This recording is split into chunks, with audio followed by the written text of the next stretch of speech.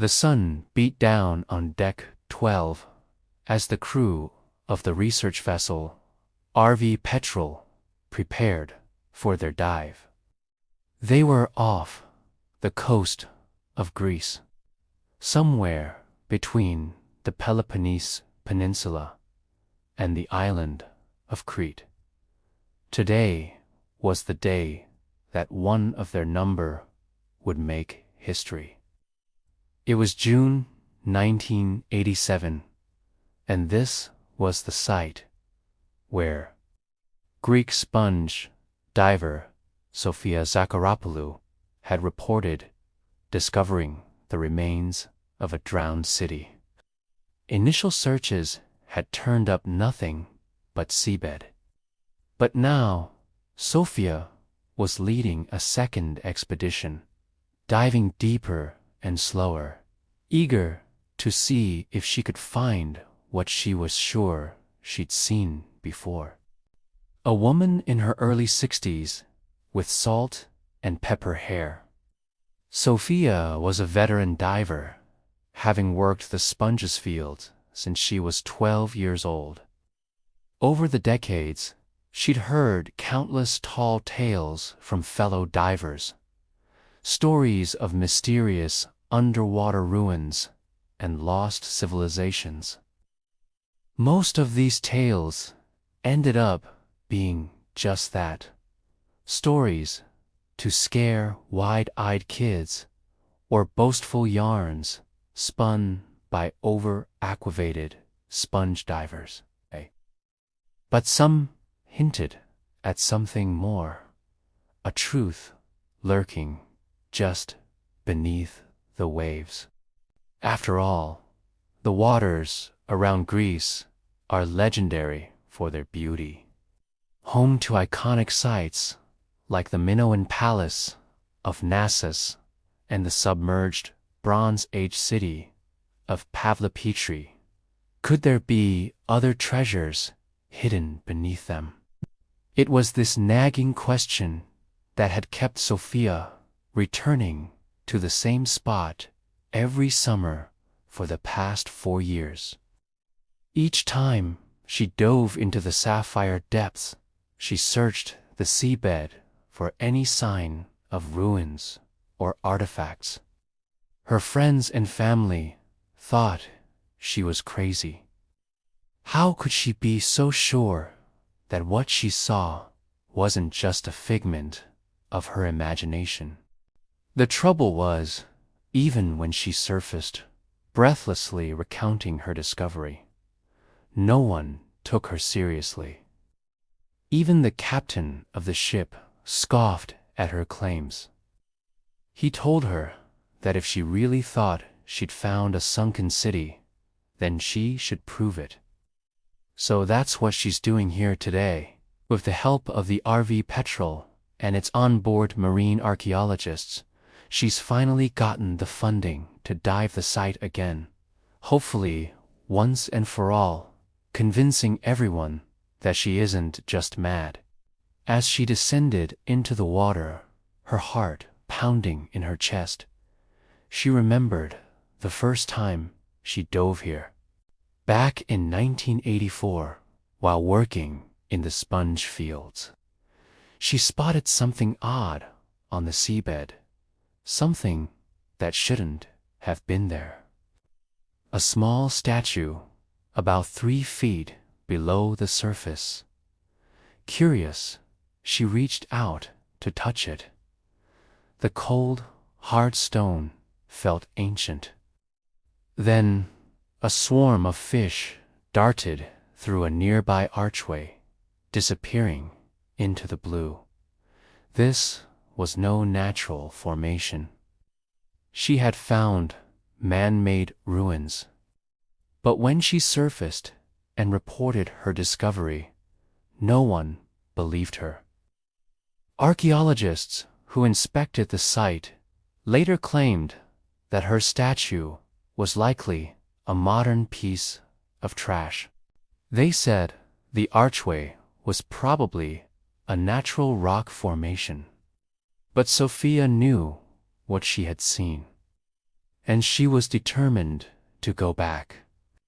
She spent the next 3 summers saving her money, determined to return to the site with proof that she was right. Finally, she convinced the RV Petrel's captain and owner to let her lead a dive expedition. Her plan was simple. She would lead the team to the site, point out the locations of interest, and hope they would trust her to do the work. Now, as she maneuvered through the water, she spotted the archway. Fish still darted in and out of it, weaving between the rocks like excited puppies. As she swam closer, details became clearer. Broken columns and stairs led down to a large plaza. In the center stood a towering statue of Poseidon, god of the sea. A long wall, decorated with faded frescoes, stretched into the distance. This was the city she'd seen before, but now it was even more clear. As she explored further, she discovered more statues, each bearing the weathered face of a long-dead civilization. Everywhere she looked, she saw evidence of life, of laughter and festivals, of ordinary people going about their lives.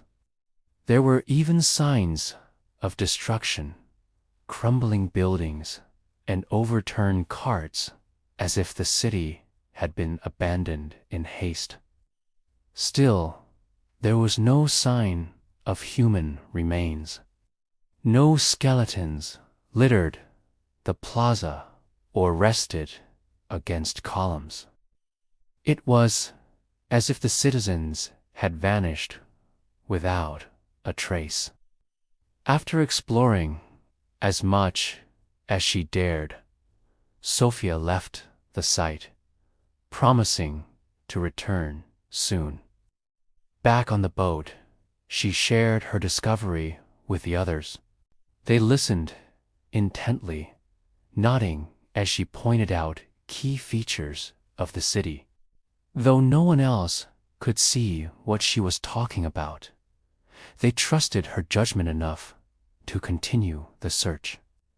Over the next few days, the team made several dives, mapping and photographing the city.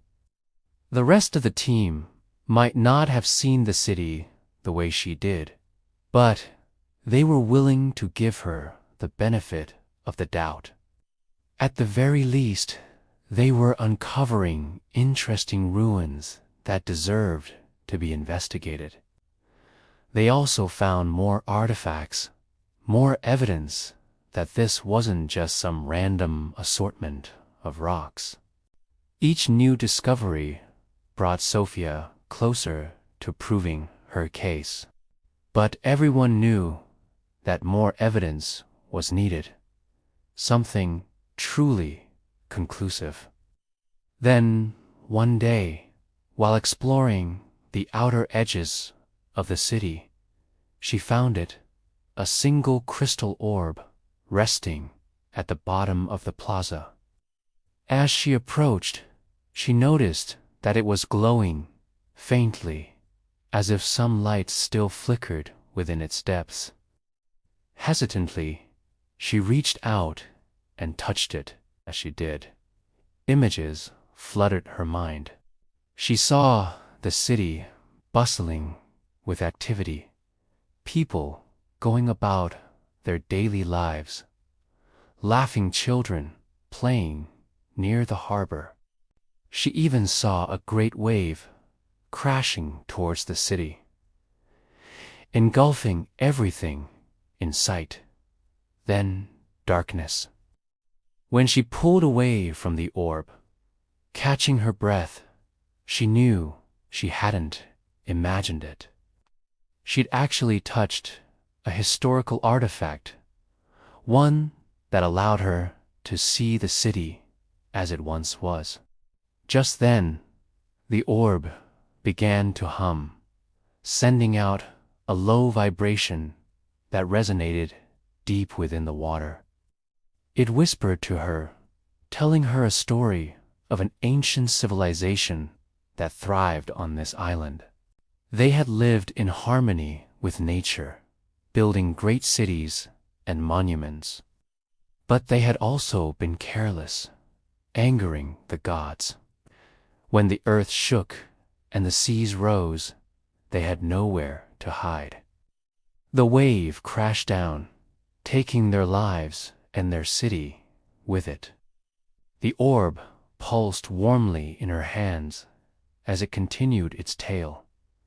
Its voice echoed with sadness, but also with hope. "We are not gone," it said. "We wait." At that moment, Sofia knew that she had found more than just ruins. She had uncovered the memory of a lost civilization. Shaken by the experience, Sofia slowly ascended to the surface, the weight of her discovery settling upon her shoulders.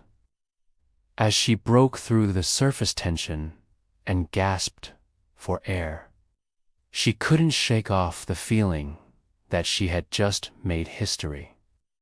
Back on the deck of the research vessel RV Petrol, surrounded by her team, she recounted her experience, her voice trembling with emotion. The orb, now placed on a table, seemed to pulse in time with her words. The team listened intently, their faces a mix of skepticism and fascination. When she finished, silence fell over the group. Then one of the archaeologists, Dr. Kostas Thoctoritis, broke the quiet. "We need to go back down there," he said, his voice filled with wonder. "This changes everything." And so they did. Over the next few weeks, the team made numerous dives to the site, carefully excavating and documenting everything they found. They recovered artifacts, including pottery shards and pieces of sculpture, each one shedding light on the lives of the people who had lived there. As the summer wore on, word of their discovery spread, drawing the attention of experts from around the world. Soon, the small team had become part of a massive international effort, all focused on uncovering the secrets of the submerged city. Despite the influx of new people and equipment, Sofia never lost sight of the orb and its message. She knew that the city held more stories, more memories waiting to be discovered, and she was determined to see them through. The team worked tirelessly, their efforts paying off in big and small ways.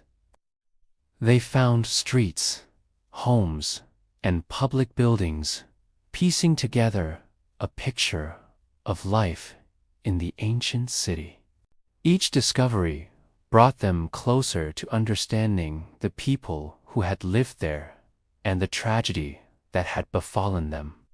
As the sun began its slow descent, casting long shadows over the water, Sofia stood at the edge of the deck, gazing out at the horizon.